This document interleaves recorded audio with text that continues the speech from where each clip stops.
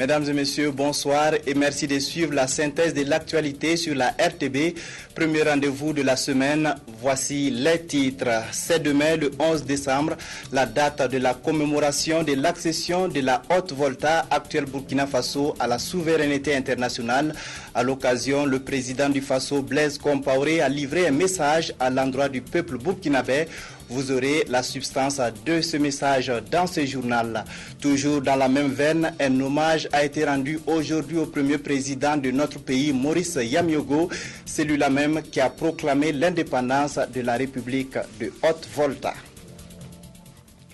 Le 5 août 1960, la Haute-Volta, devenue Burkina Faso en 1983, accédait à la souveraineté internationale. Cette fête de l'indépendance est célébrée chaque 11 décembre à l'occasion de la commémoration du 52e anniversaire de l'indépendance de notre pays. Le chef de l'État a livré un message à l'adresse de ses concitoyens. On écoute le président du Faso, Blaise Compaoré.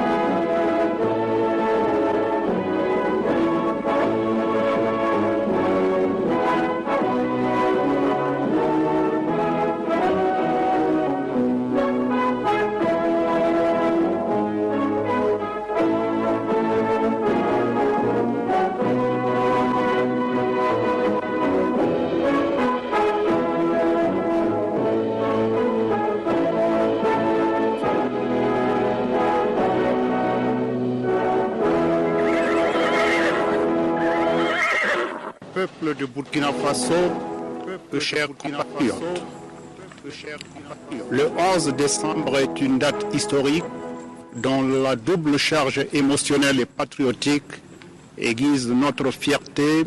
La ville de Koudougou, qui accueille la commémoration du 52e anniversaire de l'accession de notre pays à la souveraineté internationale, est tout un symbole pour notre nation, en ce qu'elle a vu naître et entrer en politique l'un des pères de l'émancipation du peuple burkinabé, le président Maurice Yamouego, premier chef d'État de la Haute-Volta. En ces moments particuliers, je tiens à lui rendre un vibrant hommage et saluer l'action de toutes les personnalités politiques qui ont été à l'avant-garde du combat pour la liberté, l'autodétermination, la dignité des hommes et des femmes sur le continent africain. Peuple du Burkina Faso, chers compatriotes, Cette commémoration intervient au lendemain d'une importante échéance électorale où le peuple burkinabé, fortement mobilisé dans une compétition politique ouverte et transparente, a choisi dans le calme le respect de l'éthique et du droit électoral, ses représentants à l'Assemblée nationale et aux conseils municipaux.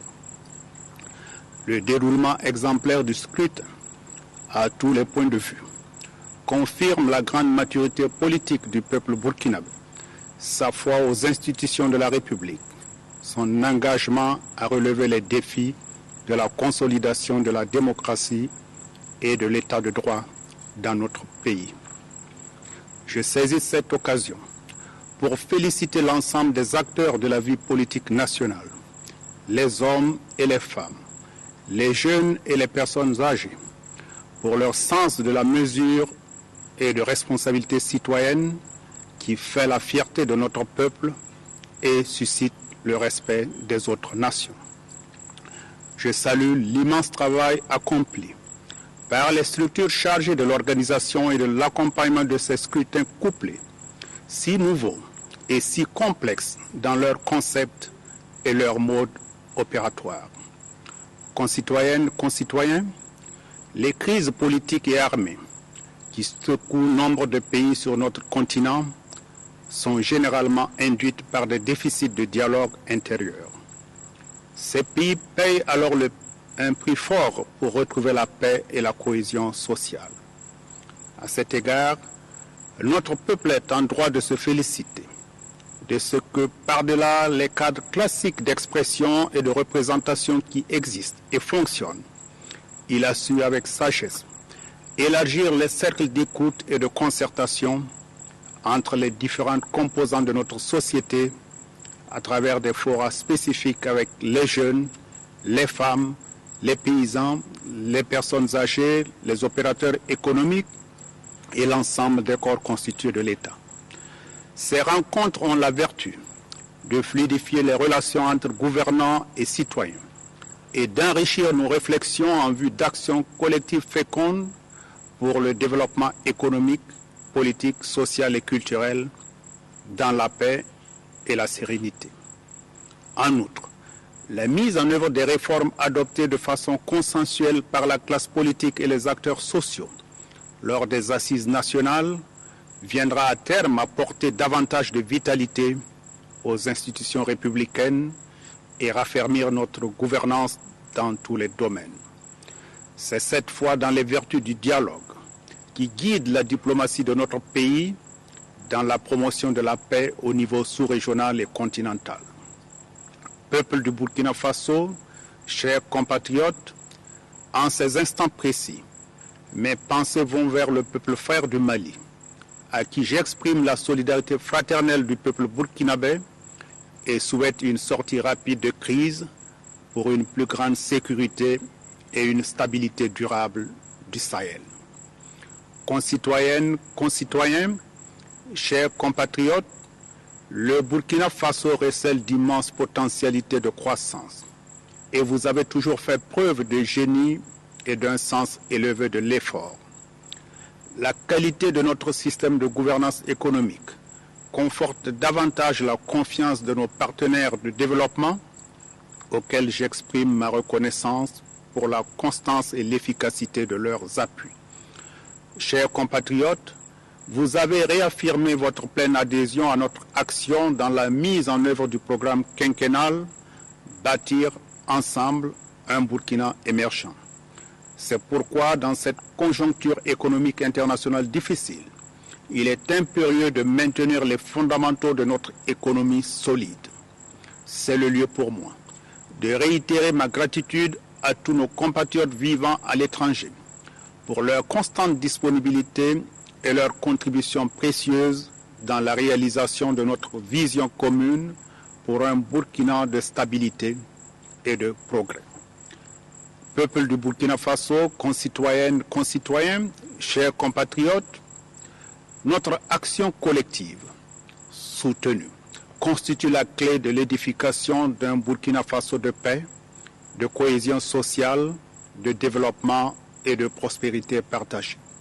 je reste engagé pour poursuivre avec vous, dans la confiance et la détermination, la dynamique enclenchée pour fortifier notre modèle sociétal voulu par tous et vous appelle à vous investir sans réserve dans l'opérationnalisation des axes majeurs de construction de l'émergence. Bonne fête à toutes et à tous. Vive le Burkina Faso.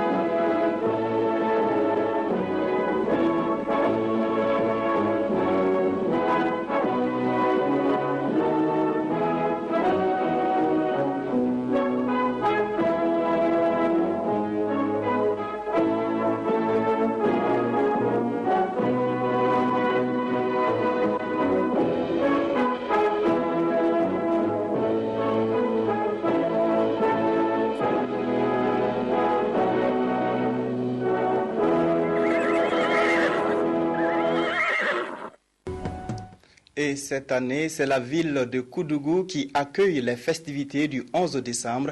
C'est également dans cette ville que repose Maurice Yamiogo, le premier président de notre pays. La nation entière a rendu hommage au père de l'indépendance à travers une cérémonie de dépôt de gerbes sur sa tombe. Le film de la cérémonie avec Drissa Seri. C'est ici au palais de Koudougou que repose Maurice Yamiogo, premier président du Burkina Faso, celui-là même qui a proclamé l'indépendance de la Haute-Volta le 5 août 1960 et qui a fait accéder le pays à la souveraineté nationale et internationale. La commémoration du 11 décembre, fête nationale de l'indépendance dans la ville du père de l'indépendance, prend un sens particulier. Au nom du président du Faso, le Premier ministre vient rendre hommage à l'illustre disparu en déposant une gerbe sur sa tombe, un devoir de mémoire et aussi un message pour la famille et les générations futures. Maurice a incarné des valeurs fortes, des valeurs de paix, des valeurs d'unité, de justice. Et je pense que ce sont ces valeurs que nous continuons à partager aujourd'hui.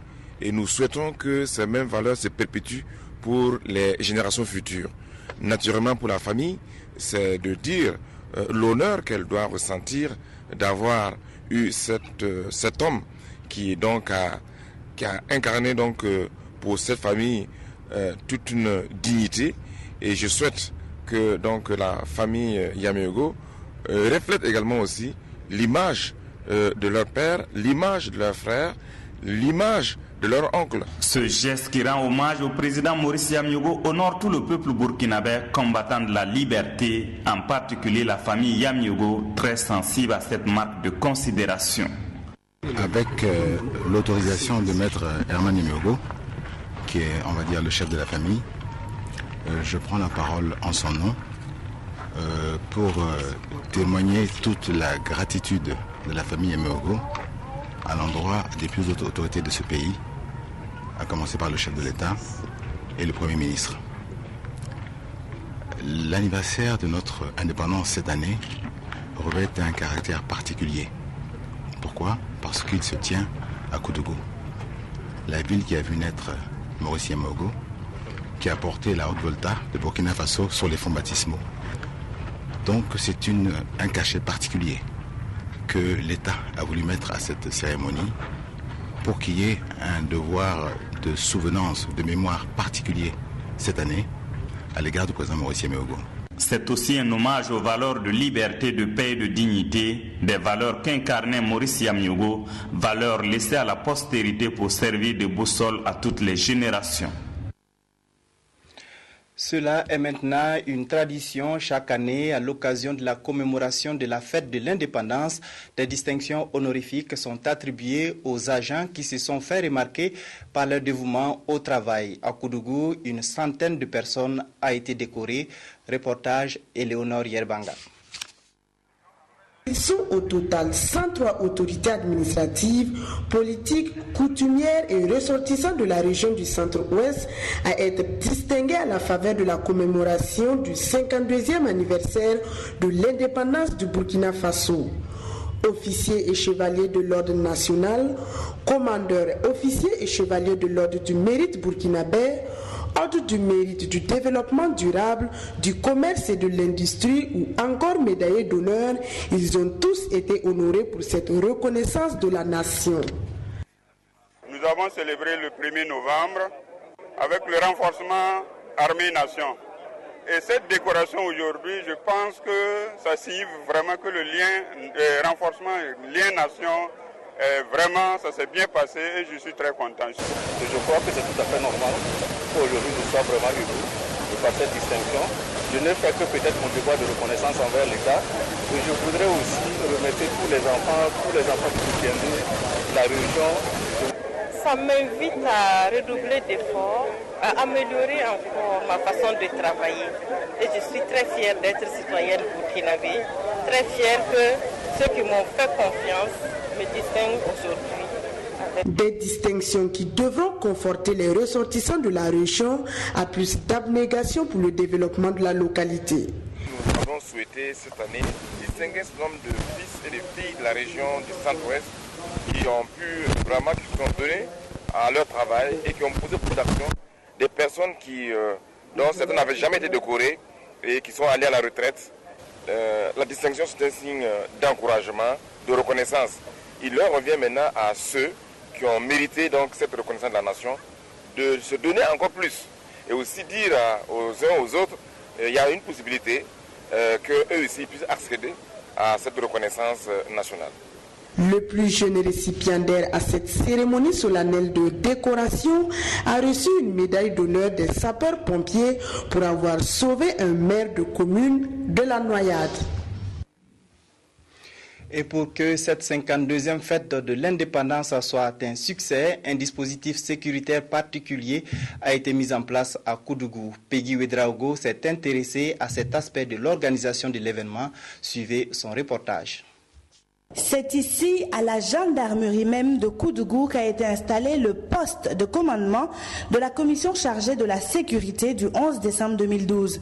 Près de 1500 personnes militaires, paramilitaires et civiles travaillent ensemble pour assurer la sécurité et ce, depuis le début du mois de décembre. Nous avons donc au niveau de la ville de Koudougou déployé un dispositif. Nous avons également déployé un dispositif le long de l'axe Ouaga-Koudougou et aux environs de Koudougou de façon à sécuriser davantage toute la ville et bien sûr toutes les routes qui mènent à Koudougou. Le fait que certaines rues sont assez étroites et cela nous commande de prendre vraiment beaucoup de dispositions pour éviter les accidents. Notamment la rue qui mène vers l'axe du défilé, elle est pratiquement unique à un moment donné. Elle est un peu, le passage est un peu étroit. Alors ça pose un problème parce que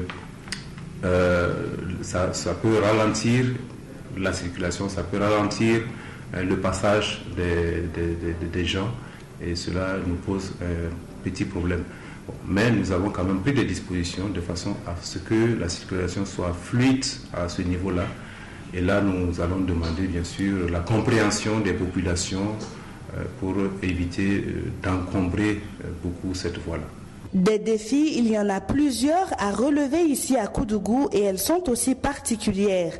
Demain, 11 décembre, des consignes strictes sont à respecter. Ce que vous voyez en rouge, c'est en fait la voie que les défilants vont occuper pour la parade. Et à partir de la station ici, la station qui se trouve au carrefour qui mène à Réau, nous allons demander à ce que ceux qui viennent puissent tourner vers la droite pour prendre un peu la route de Réau et ils iront retourner à gauche pour prendre la voie, la grande voie qui mène à l'hôtel qui vient d'être inauguré. Et à ce niveau-là, ils pourront accoster ici et prendre, donc se mettre en place là où ils veulent. Ça, c'est pour les éléments qui viennent pour participer, pour assister au défilé. Bon, pour les autres usagers qui doivent aller au niveau des tribunes, nous allons autoriser le passage sur l'axe du défilé jusqu'à une certaine heure, parce que à partir de 8h, 8h15 maximum, les choses véritablement vont commencer et la voie ne pourra plus être empruntée pour aller se mettre en place au niveau des tribunes qui se trouvent à ce niveau-là. Donc il faut que ceux qui doivent aller aux tribunes viennent suffisamment tôt pour avoir la possibilité d'emprunter le côté gauche de la voie qui mène au défilé.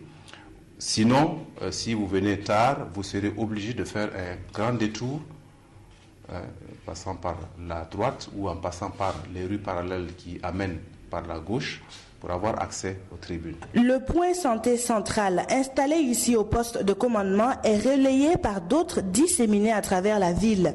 Au-delà de la ville de Koudougou, c'est la région du centre-ouest qui est entièrement surveillée. Ces gyrocoptères survolent les villes tous les jours en toute discrétion pour garantir le maximum de sécurité aux populations. Et notre équipe sur place est également intéressée à l'histoire de la ville de Koudougou. Pourquoi l'appellation de la cité du Cavalier Rouge ou encore Benghazi? Élément de réponse dans ce dossier signé Nathalie Kaoré. Koudougou serait né suite à une dispute entre deux frères qui croyaient chacun être le premier occupant des lieux. Afin de se départager, ils décidèrent d'examiner les toitures de leur hutte pour savoir laquelle était la plus vieille. Ils sont partis, ils ont regardé et Bazenga a dit voilà, tu vois que le toit de ma maison est plus ancien que le tien. Amoré, faut pas ne timam suguro. Suguri là, c'est le toit. Kodogame yidfo. Vous voyez dans la déformation avec le colonisateur. Koudougou, vous voyez que il y a une certaine ressemblance. Koudougou est également appelée la cité du Cavalier Rouge en rapport avec les valeurs culturelles de la région. Cavalier Rouge, pourquoi?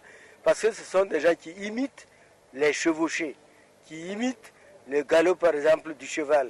Et comme d'ordinaire, quand il y a des fêtes, ils s'habillent en rouge surtout, c'est le rouge qui tranche sur leur vestimentaire, automatiquement les gens ont dit les cavaliers rouges. En quelque sorte, ça représente le cheval. Et pour aller dans les grandes cérémonies, le chef donnait une très belle parure au cheval. Actuellement, la ville de Koudougou est peuplée de Mossi, de Gouressi, de Liela et autres ethnies burkinabais venues d'ailleurs. Selon les autorités communales, la population est estimée à 142 000 habitants. Selon l'organisation traditionnelle, Koudougou est composé de 5 quartiers dont les chefs dépendent de Sa Majesté le Lalé Naba de Siglé. C'est lui au départ qui est venu organiser la chefferie à Koudougou ici. La ville de Koudougou, il y a 5 quartiers et c'est sur les 5 premiers quartiers de Koudougou. C'est Dapoya, ensuite c'est Issouka, ensuite c'est Burkina, mon quartier, ensuite c'est Sok-PLC et enfin Gaudin. Quel que soit le problème qu'on veut régler à Koudougou ici, ce sont ces 5 quartiers, leurs responsables, les chefs de terre et les chefs qui se retrouvent. Parmi la population de Koudougou, il y a un bon nombre d'étrangers. des étrangers qui peuvent se sentir chez eux, mais sous certaines conditions. Nous aimons nos étrangers.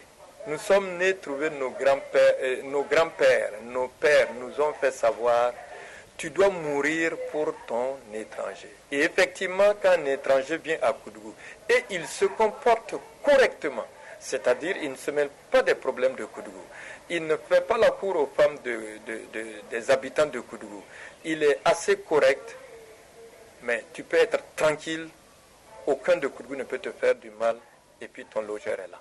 La ville rebelle, ou même Benghazi, c'est le nom octroyé à tort à Koudougou. Et pour les premiers responsables de cette cité, Koudougou est loin d'être une ville rebelle, seulement ses habitants n'acceptent pas les situations d'injustice. Koudougou n'a jamais été une ville rebelle. Koudougou, les gens disent la vérité. La vérité, quand il y a un problème, on discute, les gens ne se gênent pas de vous dire exactement ce qu'il y a. Au contraire, Koudougou est une ville accueillante. Les habitants de Koudougou n'aiment pas qu'on les piétine. Ils n'aiment pas la soumission. C'est-à-dire, quand c'est clair et ils sont d'accord avec vous. Quand c'est pas clair, au lieu de tourner, serpenter comme ça pour dire non, vous savez, il vous le dit directement, en face, dans les yeux. Sinon, nous ne sommes pas des rebelles. Responsables administratifs et coutumiers, tous se réjouissent de la tenue de la fête du 11 décembre à Koudougou et souhaitent que cette fête se déroule dans la paix et dans la cohésion sociale. Tout autre chose à présent, après la proclamation provisoire des résultats des élections couplées législatives et municipales du 2 décembre dernier, le Congrès pour la démocratie et le progrès CDP a organisé ce matin un point de presse. Le parti a salué la forte mobilisation des populations et invité les acteurs politiques au travail pour le développement du Burkina Faso. Nyarkiteda pour le reportage. Le CDP... À travers cette conférence de presse, le Congrès pour la démocratie et le progrès CDP dévoile toute sa satisfaction et sa fierté pour ses victoires au lendemain du double scrutin du 2 décembre dernier. 12 340 sur 18 576 sièges pour les municipales et 70 députés sur 127. Les résultats provisoires donnent la victoire au CDP. Des victoires à mettre à l'actif de la maturité du peuple burkinabé qui a opté pour la paix et la stabilité selon les conférenciers. Le peuple burkinabé a choisi. Il a choisi de faire confiance au CDP. Il a renouvelé sa confiance au CDP. Et je crois qu'il appartient à tous les acteurs politiques de respecter ce choix. Parce que notre pays compte beaucoup de valeurs et parmi ces valeurs fondamentales, nous avons la paix, la stabilité, la tolérance et notre volonté commune de vivre ensemble. La moisson est certes bonne, mais l'on constate quand même une régression au niveau de la députation. En effet, 73 sur 111 en 2007, le parti au pouvoir obtient pour ses législatives 70 députés sur 127. Si on fait simplement des calculs mathématiques, effectivement, on constate qu'il y a une régression. Mais pour nous, il n'y a pas de régression de notre parti parce que nous prenons en compte le contexte général et le contexte global dans lequel ces élections se sont déroulées. Pour Assimi Kwanda, qui avait à ses côtés les ténors de son parti, l'essentiel c'est d'avoir la majorité. Et la majorité obtenue, il invite l'ensemble des acteurs à se remettre résolument au travail pour le développement du Burkina dans la paix, la concorde, la tolérance et la stabilité pour l'ancrage de la démocratie au Faso. Ce jeudi 13 décembre sera commémoré les 14 ans de la disparition du journaliste Norbert Zongo. Le centre de presse qui porte son nom a organisé ce matin une rencontre avec les journalistes pour dévoiler les activités prévues à cet effet. Des détails avec Karim Patrick Namouanou. La flamme demeure allumée au Centre national de presse Norbert Zongo. La quête de la justice reste ardente. 14 ans après, le devoir de mémoire appelle à la commémoration. 3 jours d'hommage seront consacrés au journaliste qui a perdu la vie tragiquement le 13 décembre 1998 à Sapuy. La volonté de poursuivre la lutte demeure, que ce soit au niveau du collectif que du Centre national de presse. Et nous battons pour qu'il n'y ait pas l'oubli sur ce dossier-là. Et c'est pourquoi chaque année, nous commémorons quand même cette journée. Dépôt de gerbes de fleurs sur les tombes de Norbert Zongo et de ses compagnons suivis de meetings, soirées artistiques, conférences, débats, remises de bourses d'études constituent les activités commémoratives prévues à Ouagadougou.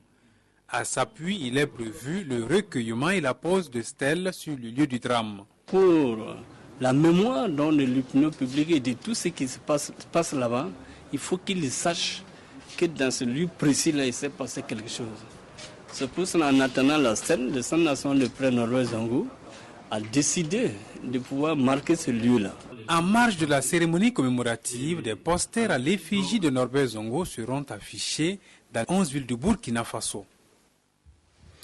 Voilà qui met fin à cette édition. Merci de votre fidélité. Bonne suite de programmes sur la RTB. Je vous retrouve demain.